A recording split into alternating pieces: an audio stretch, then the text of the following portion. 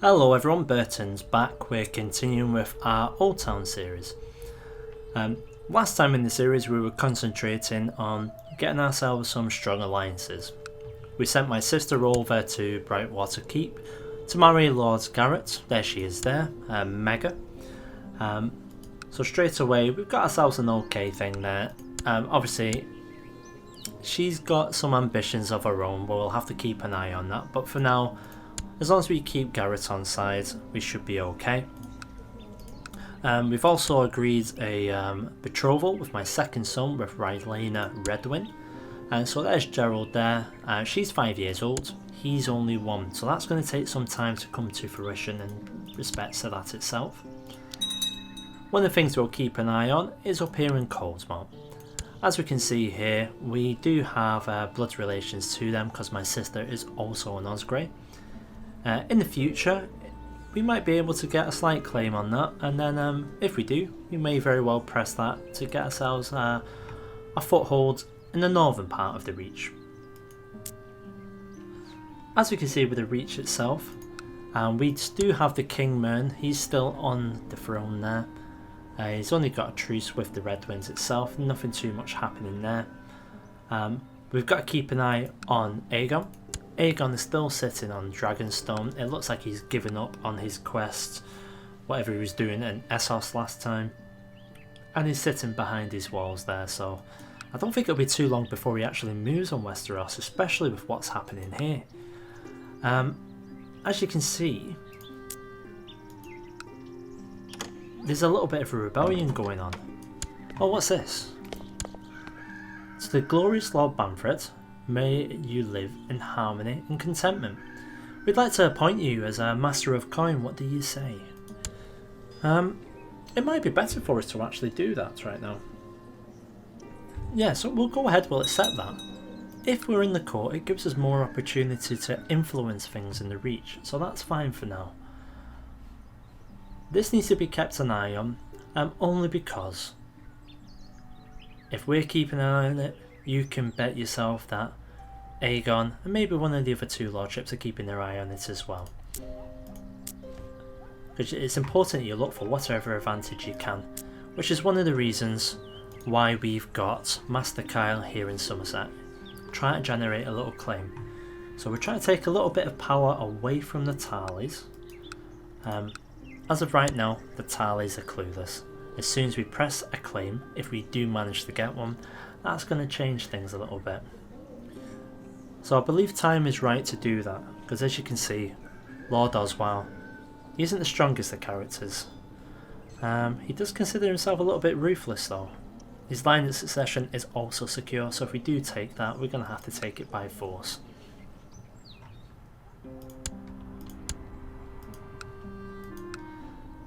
Now in regards to the king himself, the line of succession there falls to his brother, Prince Garth. Prince Garth is married to a Lannister. That's something I'm not overly keen on.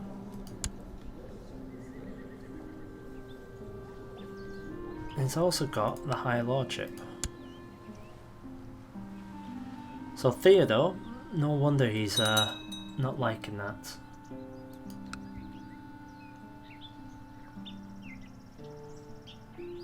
So what I think will happen right now is we're going to have to play a little bit of a waiting game. We are generating revenue fairly fast due to our trade income, and because Old Town can generate an awful lot of money just due to the sheer size of it. We've got our Master of Coin, Victoria. She's in Old Town, she's collecting some taxes, so hopefully that's going to generate a little bit more revenue as well. So Samwell, who's my Master of Arms, he's arrested a man with ragged armour and a spotty horse. Now he says that the man claims to be a hedge knight, but clearly doesn't believe the statement. So I think it's very clear this man's a bandit. So well done Samuel, you're doing your job nice there. Hopefully I can get you to lead some troops and do even more of a better job. Currently he's not really doing anything. My son is still far too young to be trained with sword. He's 4 years old. But just so we're getting in the habit of it, let's just have him made to train children. We can always take him off that at a later date if we need to. I'm a little bit worried about Master Kyle though. Nothing seems to be happening with this claim, so we're going to take him off and we're going to put him on to Hunt's Hill. The reason why we do this is when it comes to making claims, I'm a firm believer that Master Kyle has to be in the right place at the right time. The stars have to align and he's got to be allowed to make that claim. He was in Somerset for a little bit, nothing was happening, so rather just sit there and wait for it. Let's get him moved on to new pastures. Oh, my wife is pregnant? Excellent. She's doing very well indeed. Just need to make sure that we keep her happy. Hopefully it'll be another son. Speaking of sons, Gerald's been betrothed. We haven't betrothed Quentin yet. As you can see, it's not very good. We're going to keep him to one side because obviously we would want to, you know, produce as good an alliance as we can if we want to. Either that or, oh, here we go.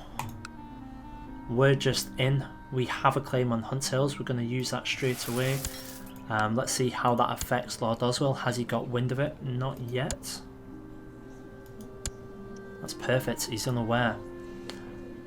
Right, so we've got to wait till the 9th of September now before we can get something else. But we've got our first claim. Excellent. Before we press anything against them, my liege, there's a rumour here in Highgarden that one of the local nobles might be corrupt. Handle wisely. This might be used to implicate one of your enemies. Well done, Harlan. Use it as you see fit. So, my liege, Master Byron of Hazelton, or Hazelton, decides not to risk upsetting his vassals, and he's confessed to the allegations of corruption. It's going to take some time before his prestige recovers, and I've collected some money. 50 gold. Excellent, well done. Keep up the good work there. Speaking of good work, we need to decide where we're going to go to next. So we've got Thorn Crag. Can produce quite a few men, as can this. Oh, my mother's died. Oh, that's unfortunate. We'll have to find someone else to look after the kids when they get older, and me and my wife want a bit of time alone. I mean, ideally I want Somerset, I want these two. I've grown increasingly attached to Violet. I know our marriage was merely a practical arrangement. I wonder now if I've come to love her. I have indeed, it is a marriage of love. So things are going to plan. We need to wait until my son comes of age, and then we've got this up and running with the Red Winds. The Florents are very well entwined with ourselves. There we go. Sister's just dropped down to 5, so she's liking me even more. That's good, I like that. The only problem I could foresee with this is my sister's child, Corliss, is 4th in line to succession of the Florents of Brightwater. And that could prove troublesome. That's Sir Garth.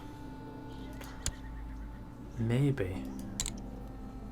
No, we don't have the plot power to take care of that. That's unfortunate. So it means we've got a nephew here who's not going to inherit the Florent lands. I don't think there's too much we can do about it right this moment. It's something we will have to do. We might be able to move him up succession. Get rid of Hector. That should put him 2nd, because women should not be able to inherit in the Reach. And that'll just be getting rid of Garth. We may have to do this. That's Appleton.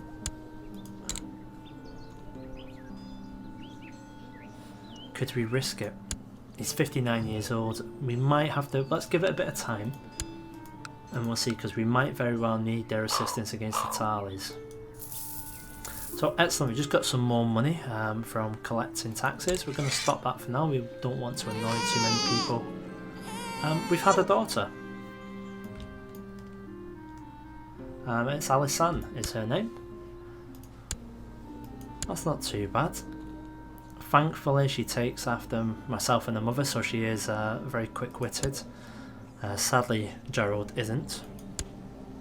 But Quentin, he's learning as fast as he can, which is excellent. So we've gone way past the time in which we should have reassigned Master Kyle. So let's get him back on where he originally was and see if that does anything for us.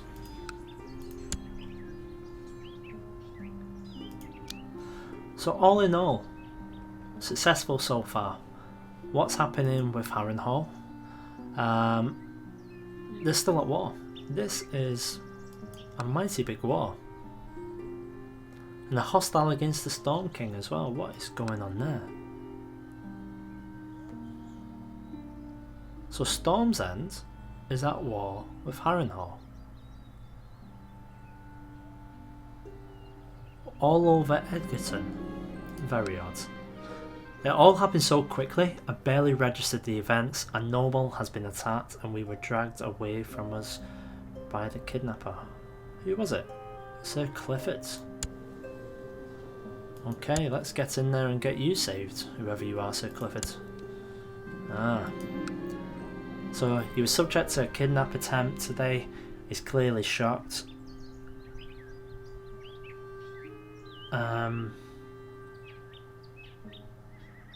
What do we want to do? Should we put them in the dungeon?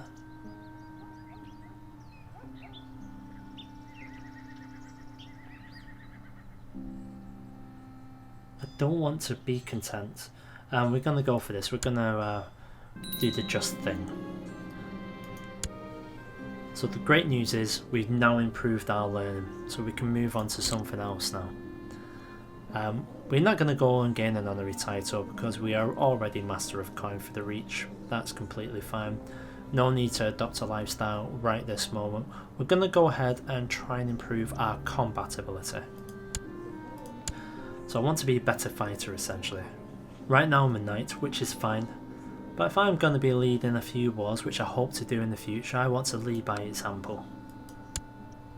So that's one of the things that I will put in place, and hopefully that will very well do. What's happened here? Oh, there's a marriage happening. So he's married a Celtigar. Well, it looks like he's slowly increasing his power base. Let's just have a quick look at his diplomatic relations as it's reported. Not too much at all. Cracklaw Point, they're currently under siege. From the disputed lands, it's a slave raid in fact. So it looks like up there they've got their own problems. I was one of the first to saddle my horse and chase after the bandits who had stolen one of the valuable statues from the sept. When I returned exhausted and with filthy clothes, I was told the old septon had simply misplaced this statue.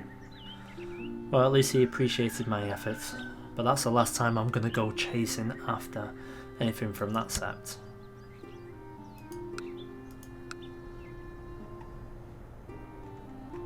So you need to hurry up now. Come on Kyle, we need to get this going. It's only going to be a matter of time before my son has to start training with the sword. Alisan, we could always have a look at a betrothal. That looks like a very good betrothal indeed. So, the Vale or the Rock? Let's have a look at both of them, because if we're going to be tying ourselves to one of these houses, we need to make sure these houses are going to be powerful enough. So, Casterly Rock, here we are. So right now, Lauren is running the rock. Next in line is Prince Torrin. That's looking actually not too bad. Let's have a look. He's 5 years old. The only people to compete would be his sister, who's Lana of the Rock. And that's looking promising. In the Vale, It's Ronald. Ronald's 9 years old now. My only concern with the Vale is I believe they're too far away to be of any use to us. We're going to tie ourselves to Lannister. I believe that's going to be the easiest way for us. So Prince Tommen. There we go, and then let's set that, that's great. So that puts us in good stead. That's going to get us a very powerful ally indeed. So our Northern Alliance is, there we go, fantastic. So all we need to do now is build up a set of claims, and we wait for our alliances to come to fruition. Alliances in the south with the Red Winds, in the north with the Lannisters. So far so good, and if need be, we've always got Quinton. So the question is now, oh, just as I say that, what is happening there? Hopefully my master of Whisperers is already dealing with that. Someone's wanting to buy someone's loyalty. Yeah, he's already dealing with it, that's fine.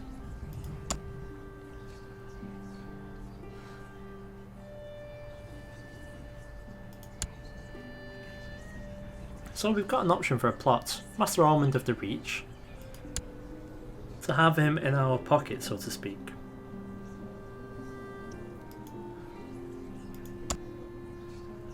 Let's have a look. Would anyone back this plot? In order to succeed in this, it's going to cost us money. Although it would be good to have a maester in our pockets, we are not going to be throwing money at this, so we will not do that. In the meantime, what we'll do is let's hold ourselves a feast, and we're going to invite all of our vassals.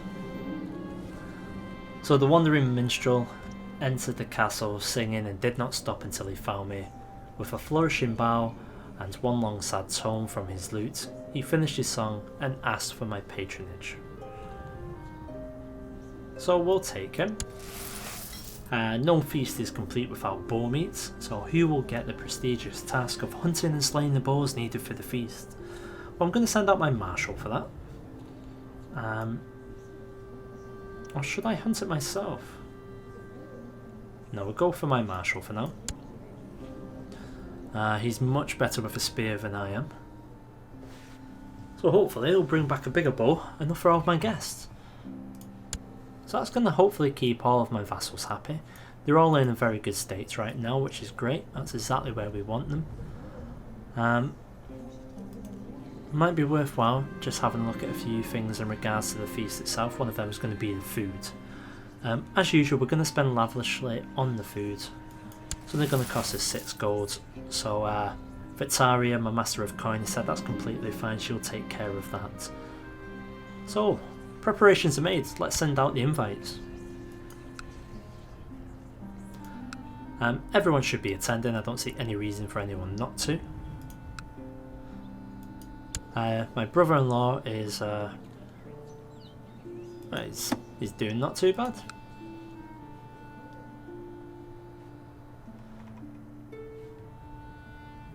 Let's stop things for a moment. Let's see if anything's progressed up here. Oh, well, looks like the battle is still going on. This is going on for a very long time. So let's have a look a bit more in depth. So it's for Seaguard's independence. On one side you've got Seaguard, Rosberry Shoreham, Greenfork, Riverrun, the Bay of Claws and Duncansdale. And that's against Harren the Black. I'm surprised that's lasting as long as it has done. I mean, Harren appears to be winning the war, as you can see there. But the Lord of Seaguard must be playing things quite well. Either that or the Iron Men aren't as powerful as we thought. Something to bear in mind for the future. Because we do have easy access with our galleys. Well, the guests have arrived, all's ready, the cooks have worked day and night preparing the food and the castle's never looked lovelier. Welcome to my feast.